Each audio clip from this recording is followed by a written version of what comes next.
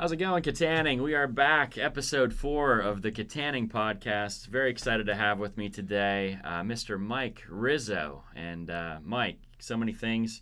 I got like former interim mayor, coffee entrepreneur, employee of the documented best company of Kittanning, DKI member, flag creator, city promoter. Am I missing anything? Well, I mean, I don't think former intern mayor would be my first choice of things, right? And a lot of people know me because I used to do football games on WTYM radio, and I used to do a show on Family Life TV. That's been, I think, over 7 years ago now, but wow. People remember me from that. And then I think a lot of people know me from just working in, not so much in Kittanning, because most of my work has been in Pittsburgh or on a national level, not locally. But certainly I came back here to work for CWM, but a lot of people who know me and my connections and stuff are in the advertising industry across the country. That's one of the things I really like about you. You're all over the place as far as the country and regional and all that, but you're like carrying the Kittanning flag wherever you go, promoting Kittanning wherever you go. I think that's awesome. So I didn't know you did the radio thing. You did that for how long for WTYM? I did that probably for about 4 or 5 years. I did games, anything from softball to basketball, football games. That's awesome. So yeah, that was a lot of fun, and it kept things interesting for me. Yeah, so that would have been right before I came to Kittanning then, because I moved here about 7 years ago. So you probably stopped right as I came. Yeah, I think my last game was when the final game between Kittanning and Fort City. That was my final. Oh, okay. So that wasn't too long ago. Yeah. Just a few years ago. But yeah, I love that story too. But that's for topic for another day. So. Tell me a little bit more about yourself. You know, what's your history with the city of Kittanning? What was your childhood like? Did you grow up here? Went to school here? What made you into the person? It's funny. So, I'm from the Borough of Kittanning. Yeah. Okay. I actually grew up, and I actually one of the rare people that actually went to school, never had to leave the borough through high school. I went to St. Mary's Catholic School, which no longer exists. Unfortunately, through 8th grade. So, I could walk to school there, and then certainly I could walk to the high school. And so I never knew driving on a bus. Right? That's awesome. So just growing up in Kittanning, I think, going to the Belmont in the summer, and just playing a lot of sports, baseball and then basketball, and it was always in soccer and always doing something, and being at the Y, which I still am. Yeah. Not enough, but I think that a typical kind of childhood growing up in town, and after that I went to Gannon University, became to study computer science. Okay. And then from there, came back to Kittanning, and worked in Pittsburgh up until about a year ago. Okay. So what university did you say? Where is that? Gannon, which is in Erie. Oh, in Erie, okay. Yeah, so it was nice. A lot of snow, but when you're in college, you didn't mind it. Absolutely, yeah. When you have to commute to work, then you do mind it. But yeah. Yeah. Well, very cool, very cool. And I wear a lot of hats too. I know that you're all over town doing so many different things, and I was just wondering, with all the different stuff you have going on, my dream job would be to have like 1 million YouTube subscribers and just be able to make videos every day. That'd be my thing. But if money was an issue for you, is there like one thing that you're doing now that you would just take and go with it?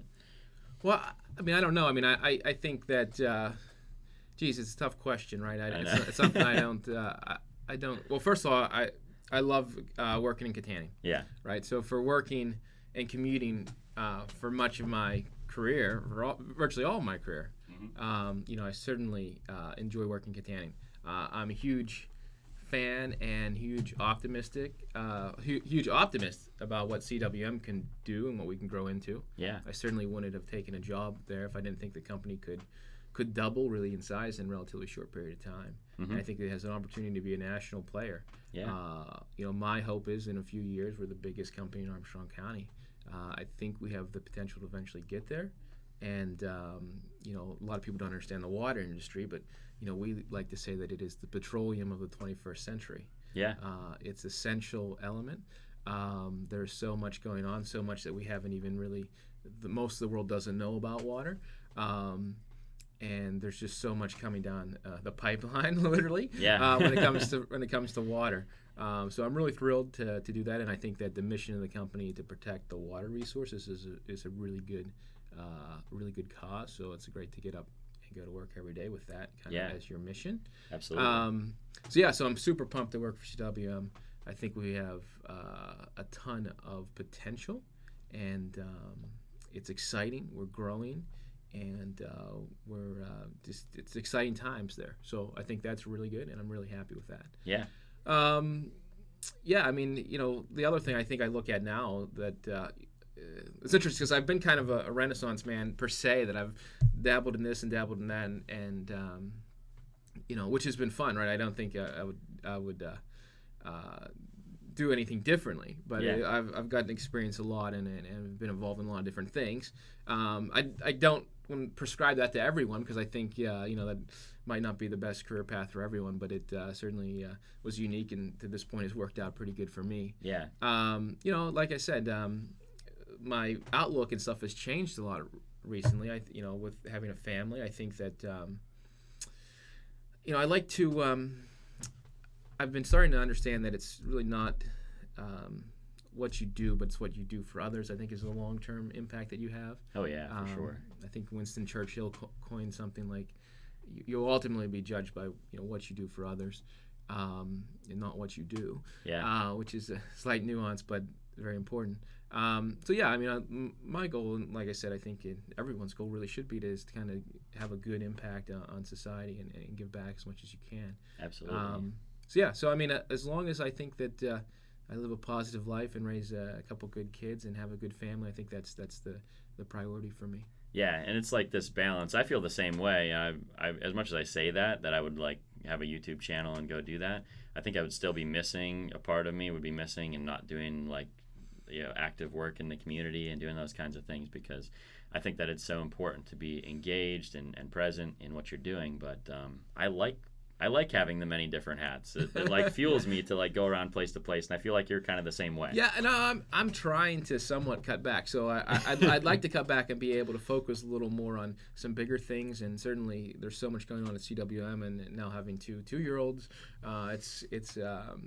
there's only so much time. Yeah, you've got twins at home, right? Yeah. Yeah, so I have 4 kids. They're all different ages. So like some of the older ones can help, but you just have 2 that are working together against you at all times. So yeah, they're conspiring. So that's a little bit different situation than mine, but that's awesome. I just love what you're doing. So I want to go and talk. We'll kind of try to cover all those bases one at a time, and so we'll go back to, first off, Ispirare coffee. Yeah.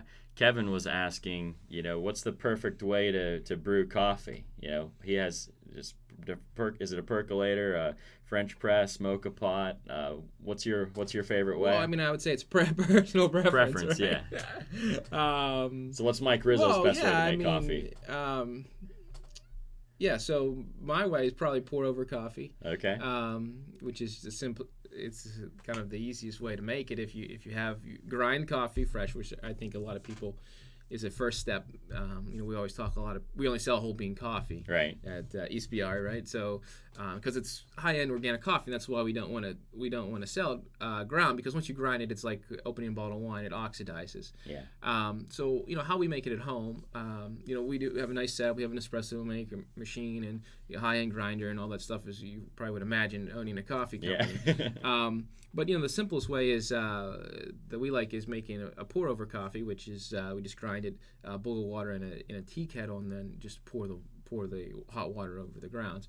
It takes about 2 to 3 minutes to make coffee like that. Mm-hmm. We use a little device called a Chemex. There are other devices out there called Harios. You can get them on Amazon. You need to get a filter, but other than that, it's just freshly ground coffee and water that makes the best. Coffee. So the fresh grind is the most important part, probably, of the coffee process. Yeah, and I would say, and the right grind, and there's all water types temperature and all that kind of stuff. Yeah, there's all types of little environmental things that can impact it, right? Right, like how thick is the grind and such. But yeah, pour over coffee. I don't know if you know this, Andrew. We actually on our Ispirare Instagram and on our website, we actually review other coffees. Okay. So we get coffees coming in from all over. The most recent was some very, very expensive coffee from Hawaii. Kona Coffee came to us for us to review. We put it up on our website. I'll post things on how it tastes as an espresso on my Instagram.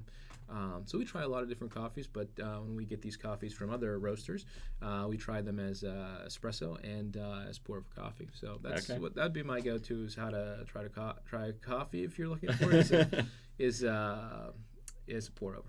And if you're out there listening, if you haven't tried Ispirare coffee, you can pick it up. Dizzy Lizzie's right. Amano makes it every morning, I believe. Yeah, they make it every morning. And so you can go try it there, or just I'll link the Ispirare's Facebook and Instagram on there, so you can go and follow them too. So how did Ispirare even come about? Like, it just seems like really random to just start a coffee company. There had to be some kind of dream there. Tell me the story about that. Yeah, I mean, Amber and I, my wife, right? We'd go to these different places. We'd always end up at coffee shops, even as far back as when we were dating. So we said, well, it would be really nice to do something in coffee. It would be pretty, maybe less low stress, but really cool thing to do, right? Yeah. So we were looking around, I'd say about 4 or 5 years ago, on, can we do a coffee shop? Does it make sense? Is it financially feasible? Can we do it within our career paths, right? Yeah. Knowing that we were going to have wanted to have a family as well. So basically, a couple years ago, we decided, hey, let's become coffee roasters. We were able to partner up with a roaster in Pittsburgh to help us kind of with the roasting, and really had a strong love and commitment for coffee. We went to coffee school in Italy. And learned about the different aspects of the beans and whatnot. So now we kind of do it as our second thing. It's Amber's first thing. Yeah. Second thing behind the twins, right? The twins, yeah. And she's delivering coffee, making the coffee, and it's fun. And luckily we know we have some really good partners around Western PA who sell our coffee, who we patronize as well. So sometimes I think when we do coffee deliveries, which normally isn't me, we end up losing money because we come back with so many baked goods, right? But yeah, so it's a lot of fun. It's growing, and we hope to continue to make it grow. It's kind of unique. A lot of people are like, you're opening a specialty coffee company in Kittanning, it's not going to fly. But luckily for us, like I said, we had some good partners. We sell a lot of coffee in Pittsburgh. We do events, which are occasionally, which are nice. We can fit them in our schedule. So it's been a great thing for us. But we really love it, and we really appreciate the feedback we get from the consumers out there. So it's been a lot of fun. I think that's awesome. One of the listeners, Tammy Headland, she actually was asking, are there any plans for you guys to ultimately have a coffee shop? Like, is that kind of the big dream? Maybe when kids get older? I think, look, owning a coffee shop is really tough business. Yeah, absolutely. And I mean, I know the numbers really well, right? And I know so many people who own the coffee shop. It's super tough. Super tough business. Even the best of the best coffee shops in Pittsburgh don't make a ton of profit, and they need a lot of them need to have something other aspects to serve people. Now the plan has always been, and we hope that this is the case, that Mr. Angelo Mantini converts his front end to a kind of a classic coffee bar bakery type thing. Yeah. Right. I mean, the plan was to do full scale espresso. Espresso-based drinks, and make that more of a cafe setting. And you're talking about over at Amano? Yeah. Yeah, okay. So hopefully that comes to fruition.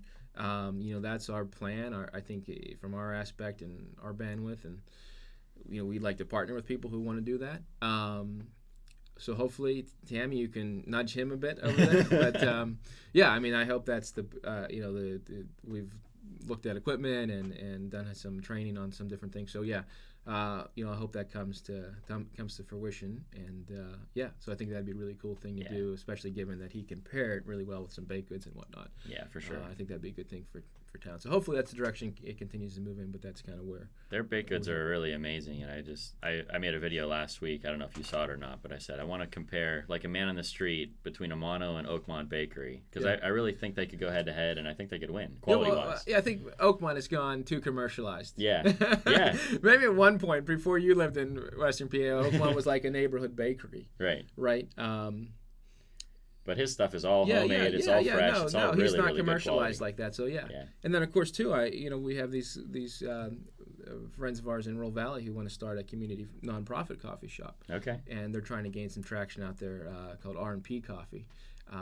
So that's something, hey, we'd love to partner with them on, and we're going to try to help them as much as we can. But we would love to see that come together as well. I think that'd be a great thing for the community out there. Absolutely. They have a different style concept where they want to make it more of a community hangout, do things from a nonprofit standpoint, but have a coffee shop as well and be able to do some really cool things with coffee. And that's what we're hoping how that goes as well. That's, I think, if I go look at the future of the economy, I think those community spaces are going to be so key. You look at like the downfall of the mall and all those kinds of places that when I grew up, like if I wanted to go hang out with my friends, we'd go to the movies or go to the mall, and it doesn't seem like that's going anymore. And now a local community coffee shop like R&P, what they want to do in Rural Valley, I think that could be huge for this generation and the next one. So. Yeah. Well, if Tammy wants to open one Make it up, happen. we'll support her 100%. Right. So Tammy, you got 2 investors sitting here ready for a coffee shop at Kittanning. Yeah. But right. So it's neat. So there's other people who reached out to us in the Pittsburgh area about helping them with equipment. Yeah. And so that is kind of the stuff that we like to do. Well, I love that. I love the heart of it. And so I think it's really cool. You guys have a great product, so I think it needs to spread around. So I know the whole planning for Ispirare, you mentioned the coffee school in Italy. Yeah. Where all of you guys traveled? What did that whole process, like what did you learn from all that stuff, traveling around the world? Well, I mean, we've done it for enjoyment, right? I think is the first thing, right? And as a break. Where all did you have to go? Yeah, I mean, coffee school. We end up at coffee shops because we happen to travel, right? Not because we wanted to, not vice versa. Sure, right? sure. Because, it was funny because I was thinking about this before we had the kids. Amber and I have been blessed enough. I think we've traveled internationally like every year before we had kids, ever since we were even far back as when we were dating. Wow. So I've gone to a lot of places in Europe, but not, a lot of places that I've always wanted to see. Being from Italy, I've always wanted to see a lot of places. I think that I've crossed off my to-do list, and then working in advertising, I got to travel the country a lot. So a lot of New York, a lot of West Coast, Mm-hmm. a lot of, I guess, hot spots or big cities. We've gotten to a ton of different places. Yeah.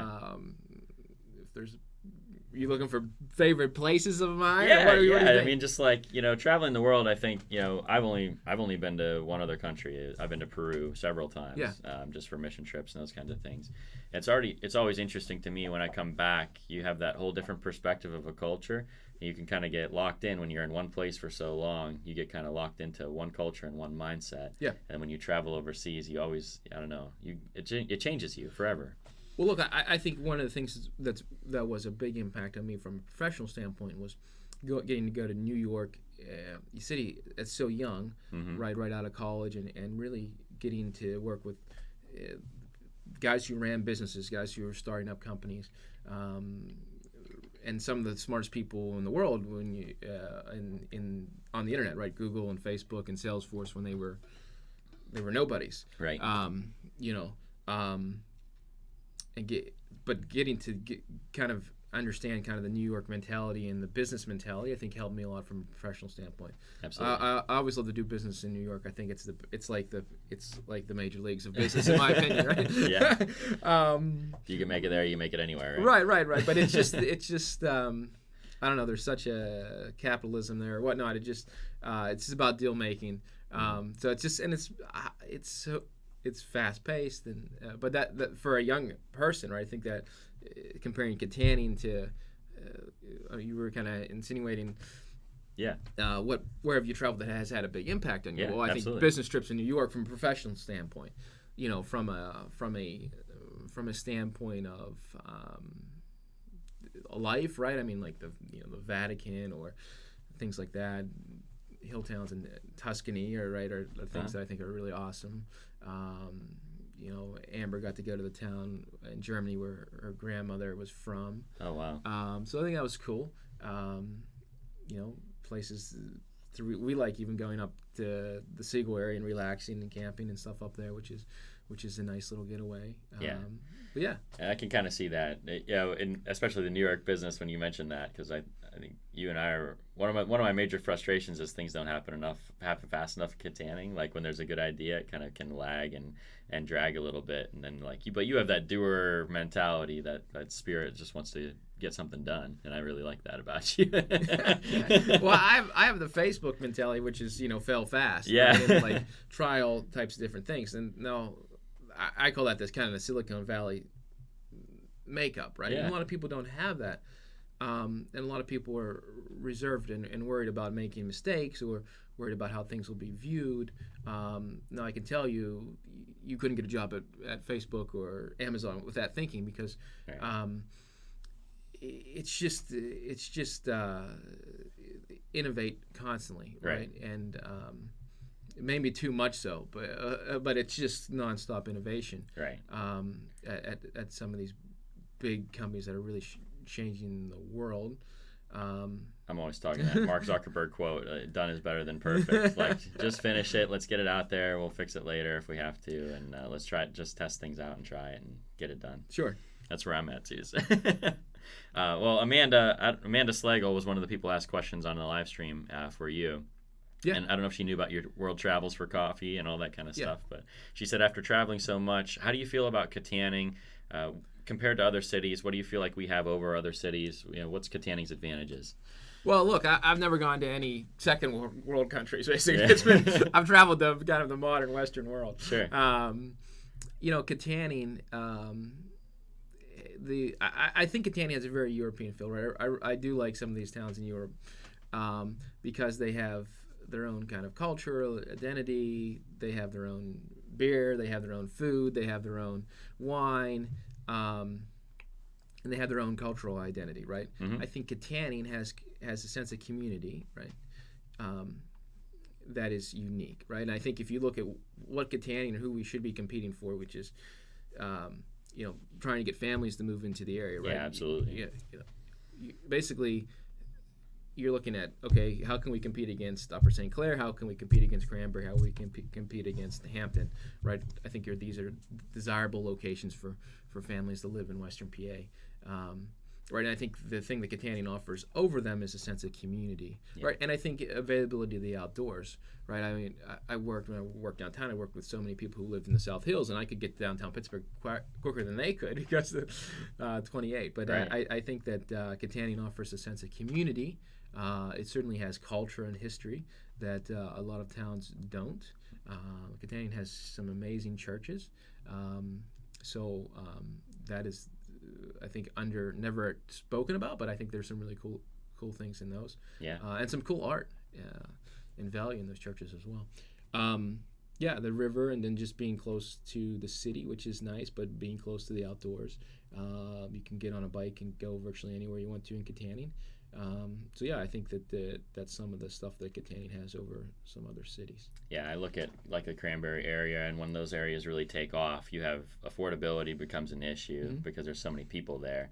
And then everything, I don't know, after being in Kittanning especially, like that cookie cutter houses, like that, you go to every housing plan, and they're all the same. Whereas you drive down Water Street and you just like every house is different and beautiful and unique in its own way.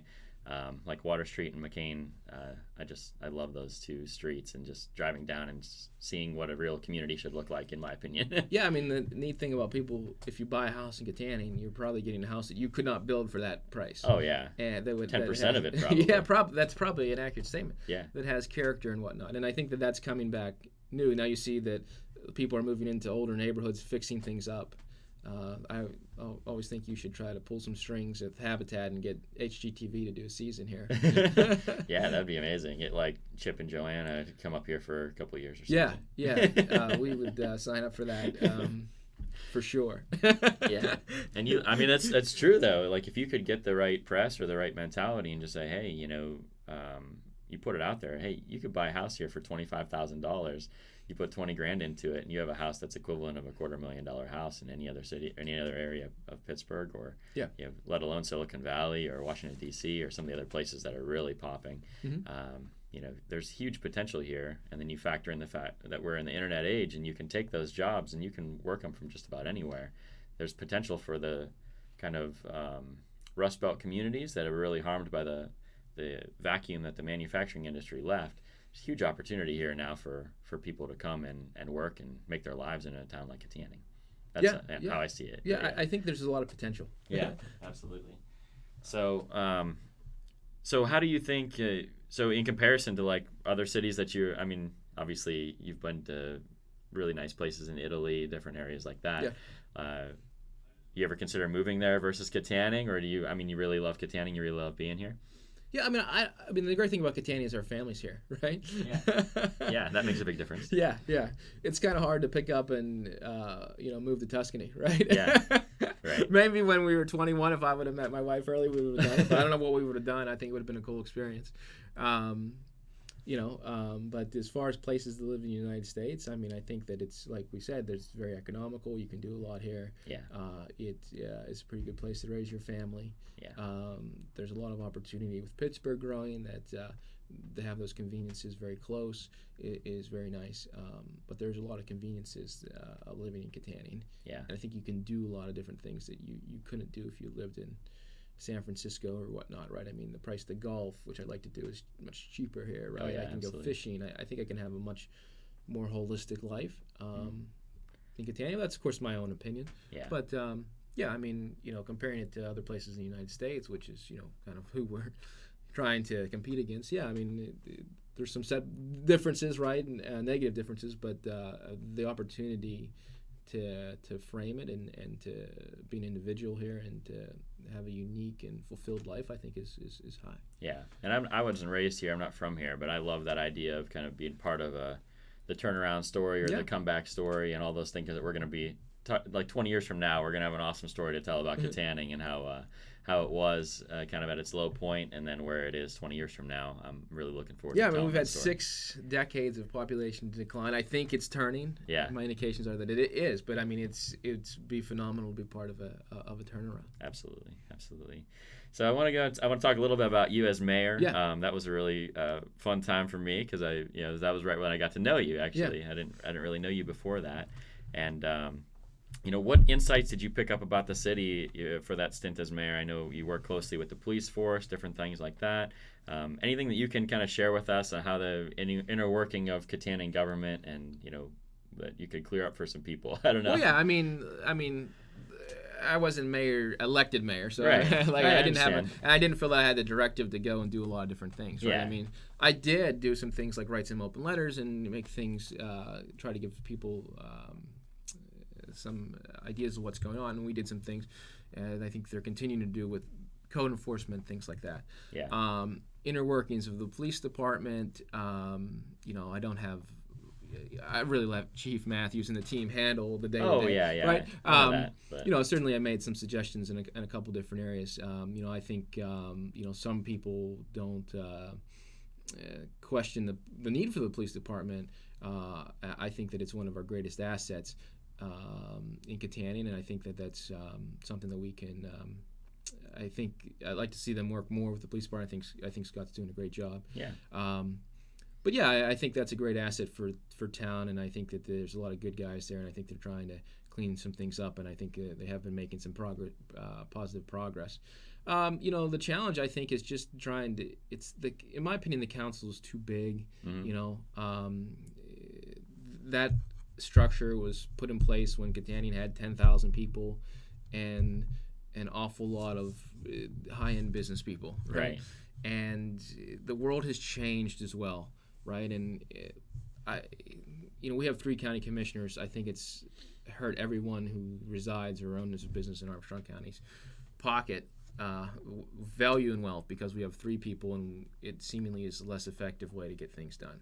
I know no Fortune 500 companies that have 3 CEOs. Right. Right. I mean, I wish I think a couple things council could do is probably try to get down to 4 people and maybe a mayor having a little bit more influence. I think would be really good. Yeah. Are there any inner workings? No, not something that I don't think people don't know if they pay any attention. Right. I mean, it's a challenging job, right? I mean, why would anyone want to do it long term? You get peanuts, really. And, right. Yeah. And there is a lot of stuff you have to deal with. Take a lot of questions.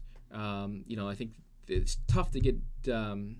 I think the more we could do to get information out there and promote the region, I think is good. I think the thing that was missing, the thing that certainly we kind of pushed for behind the scenes, was the Borough Manager. And I think they're making some traction on that as well. But I think somebody like that could be solely focused on running the city and promoting the city, I think is what is missing. I know everyone was trying to do the best they can, but just limited resources for everybody. So I think putting someone in, if any insights, right, there's a lot of moving parts. It certainly is a full-time job. Yeah. If anyone doesn't think, I know that the Borough Manager could have, if done right, if a person could spend 40 hours a week, probably more, really having a positive impact on the community, communication, things from just as simple as communication. Right.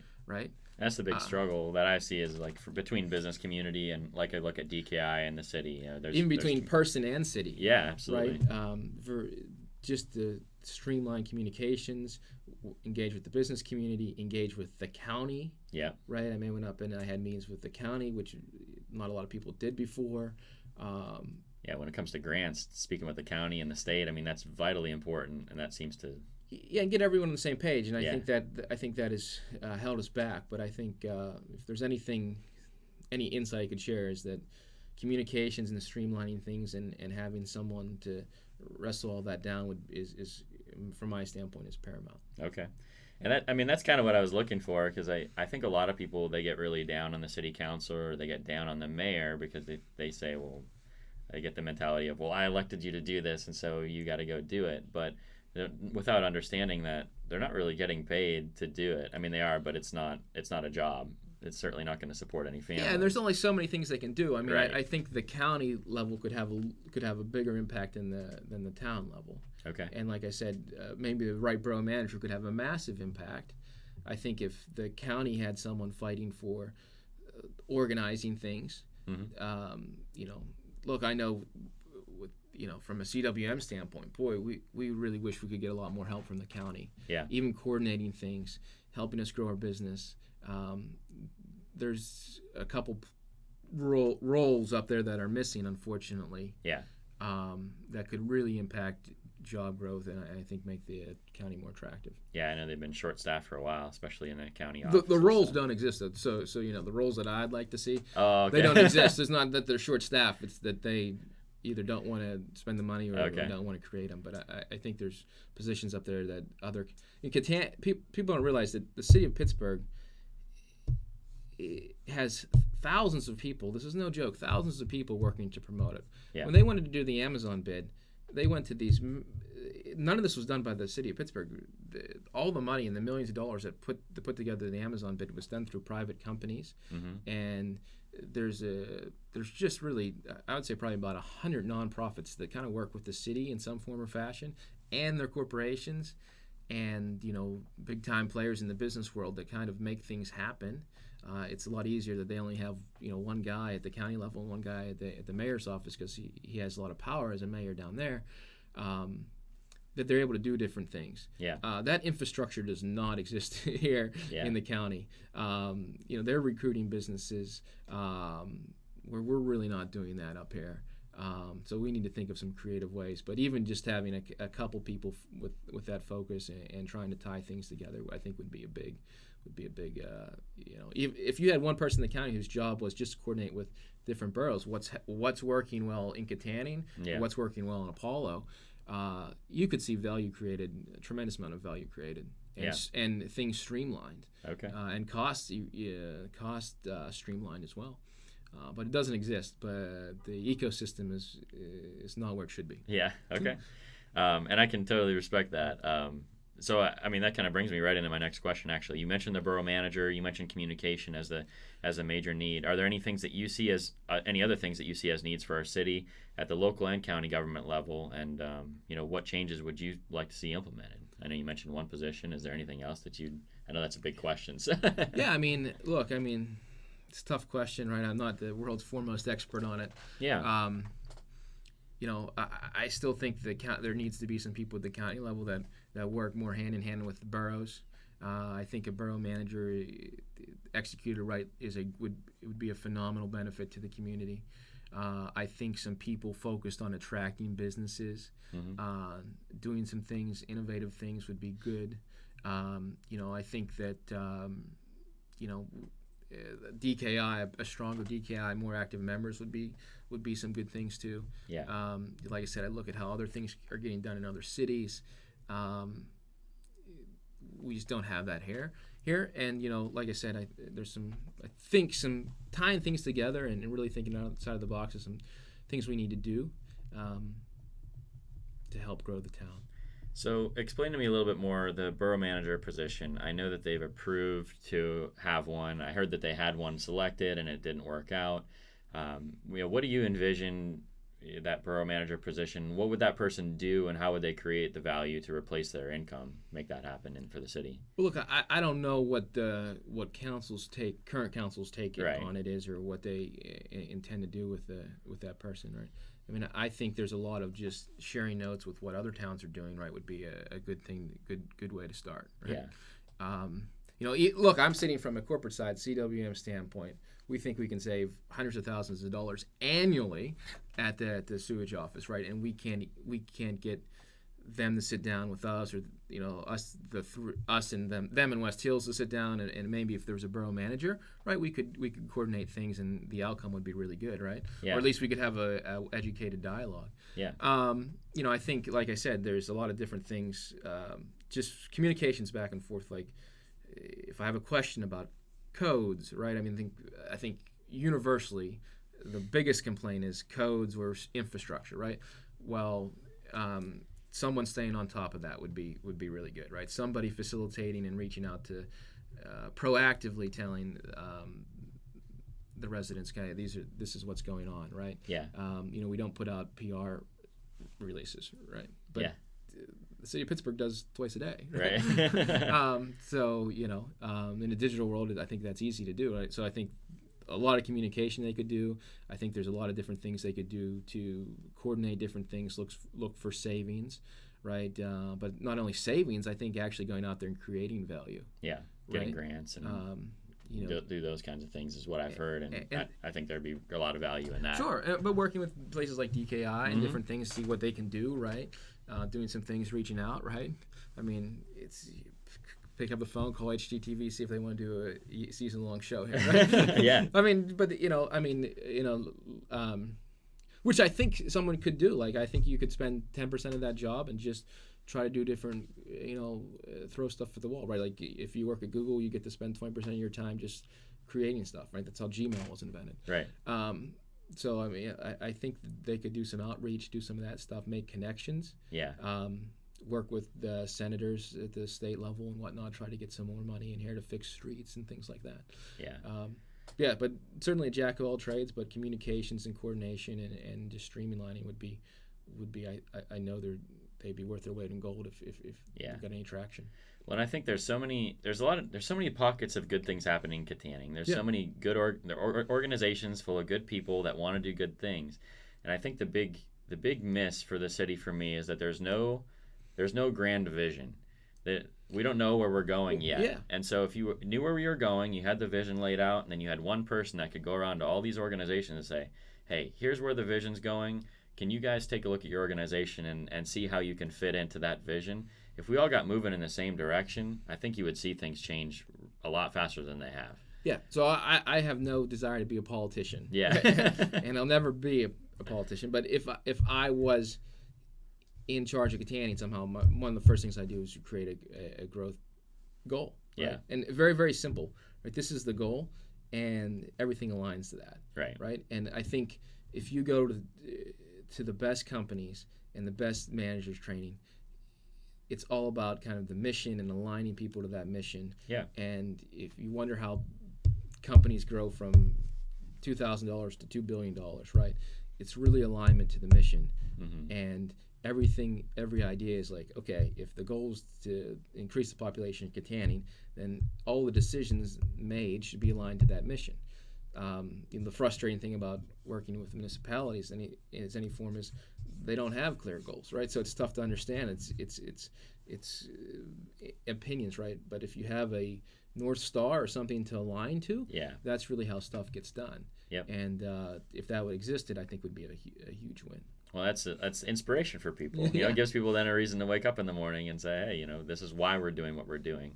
Because we can do the what all day long, but that gets exhausting. It gets tiring. And you can kind of see that in the people. They've been just trying to hold things together for so long without any driving. And then that just frustrates you.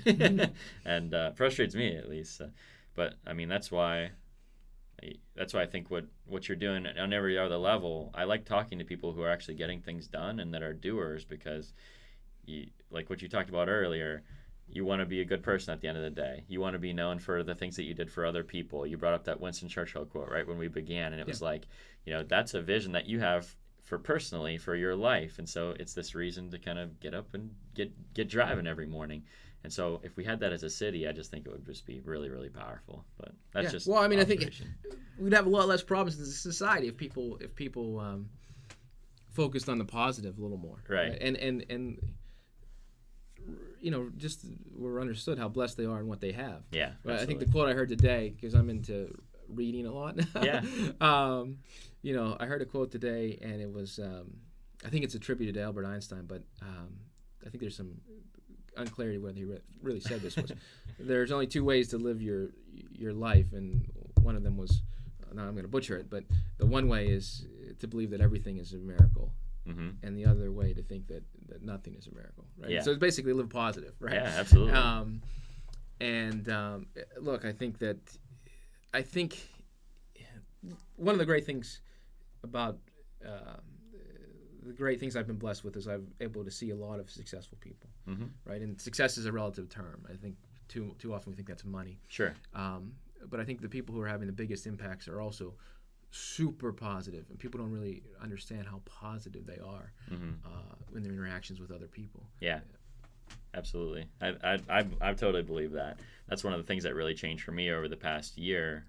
Not that I was ever a negative person, but just projecting positivity more than just being positive myself. Like, I've always been a glass half full kind of guy, but now it's like I'm like forcing it down other people's throats. Like, you're not allowed to be negative around me anymore. I can't handle that. So Sure. So that's where I'm at. Yeah. You only live once, right? So that's what I say. That's why we serve good coffee, right? You can drink cheaper coffee from wherever. Yeah, or you can have a good cup today. Yeah. Right. But anyway, yeah. No. So I totally believe, hey, you only live once, and to be as positive as you can. Yeah. Right. And appreciate what you have. Yeah. Most of us have more than we realize. Yeah. And in every case, we have more than we deserve, for sure. God has really blessed us as a nation and as a city, and I think we would be very underserving our own selves if we don't look at that often. Mm-hmm. Yeah. So I just got one more question for you, and then we'll wrap it up. What do you think the average citizen, the people listening to this right now, what can they do in the coming days and weeks and months to help bring about the changes that we've talked about to help make this city a better place to live? Yeah. I think the biggest thing is we desperately need more active people in DKI. Yeah. Which I think is a vehicle that some stuff can get done. Mm-hmm. So I think that's a good way to do it, right? I mean, I think just having a positive outlook is good. Keeping your yard nice is good. Right? I mean, there's so many yards that need improved in town, or just clean stuff up. Right? Yeah. I think goes a long way, right? And I think if you see more people do that in neighborhoods, then I think that's a positive thing. Yeah. Like I said, I think being positive, but there are a lot of groups out there people can get involved in. From a Kittanning perspective, right? I think DKI is a good one. Yeah. I'm not just saying that because we're both engage and work on that, or I think we're both there because we do believe in it. Yeah. So I think there's some huge potential there, but it would be great if we had some more business leaders and whatnot get involved. But I think, and now it's open to anyone can join. People don't realize that. So I think if you're a young guy or a young girl, lady, right, that would be a really cool thing to do. Get some experience. So those of you that don't know, DKI is Downtown Kittanning Incorporated. It's a local business group, but it's available to everyone. And so we put on things like Light Up Kittanning Night. We put up movies on the park. the recent wine walk, Ales on the Allegheny, all those are events from DKI. But as a mission, we're trying to change the city as a whole. I mean, that's the goal, and the events are kind of the driver of that. But we want to really make a big difference. So yeah, if you're involved, definitely that would be great. Want to get involved. report crime too. Yeah. That trust me, I can assure you the police department likes to know. They take the insights very seriously. So if you're next to a drug house or something like that, report it. Report it, of course. Yeah. I think a lot of people get frustrated because they don't think the police are there to help. But I mean, I know the police officers that we have, they really want to make a difference. They really do want to help. Yeah, I mean, I haven't seen the I agree with you. Yeah. Right. Yeah, and you reach out to council. I think they do like hearing input, right? Yeah. Yeah. So I think there's a lot of things people can do. Yeah. Right. And I what I took out of what you had there, I'm a preacher, okay? 3-point sermon here right. for everyone listening. Number one, you got to have pride in your community. You should be proud to live here, and you should take care of your property with pride, right? Well, I think you should take care of, anything, right? Yeah. Number two, positivity. You should be positive. You should have a positive outlook about the future. You should be positive in your surroundings, and you should reject negativity at every turn. And then number three, activity. Get involved with some kind of local organization, whether that's DKI or another one that you believe in, and just get involved. Do something. And don't be afraid to fail, right? Yeah. I think that's how you learn. Every entrepreneur, successful entrepreneur will say what they learn from the most is when they made these failures. Absolutely. Right? They learn from them 10x more than what's gone successful. Yeah. So yeah, I think that don't be afraid to put yourself out there in some cases for sure. Yeah. Well, it's been a real pleasure to have you. I know we could go deeper into all these topics, and maybe at a future date we will. I know we'll have some stuff to talk about the Kittanning flag coming up and different things about that. But I'll leave you go for now. Yeah, you didn't even ask me about what I'm most excited about the flag. Is that the flag? Yeah, well, tell about it real quick. So we're talking about doing the challenge, right? Yes. Which is taking the flag around different places across the country. I'm excited about that. I think that could be really cool. Yeah, different me too. Things, that we'll explain a little bit more about what that is. So basically, we're looking for businesses to sponsor locations. If you take the flag and you take a picture, the rule is you have to take a picture with this landmark in it, a world famous landmark. Yeah, so like and then Eiffel Tower, Big Ben, Eiffel Tower. Like so you go to the Eiffel Tower, you take a picture with the Kittanning flag in the Eiffel Tower. You come back to Kittanning, take a picture with the flag in Kittanning. If you're the first person to do that, you get a monetary prize. Yeah, there's like I think a bounty. It's really cool. Yes. Yeah, I love that. Which I think is a totally unique thing, and that could give us some. We could get some positive news and PR from that, which is really cool. Yeah. So be watching out for the 1727 flag challenge coming up in the next few months. Hopefully, that'll be a brainchild of Mr. Rizzo here. And it's all you, Andrew. I do. I wanted to say, I never told you this, but I think what you're doing for town is great. I really appreciate it. I think the citizens of Kittanning appreciate what you're doing. You're volunteering your time to do a lot of this, and it's really appreciated. And I think it's helping me. It allows me to. When you're doing this or bringing issues up, I sleep easier at night, and I can focus on turning CWM into a 200-person company, right? And I love that. And that's so I do appreciate everyone who gets involved, and don't have to worry about some of these things in town as much. Yeah, I can focus on doing some other stuff, which I think ultimately will help town. So yeah, I do appreciate the podcast and all the news and stuff you're putting out there, and just the vibe and the PR you're doing for town. Well, I appreciate working with people like you, and I think the future is so bright. Can't wait, and I'm sure I'll have you back on this podcast someday soon. Yeah, and we'll talk more then. Well, I appreciate it, Andrew. Thank you. It's been a pleasure, my friend. Thank you. Have a great day. Thank you. See you in the next one, Kittanning.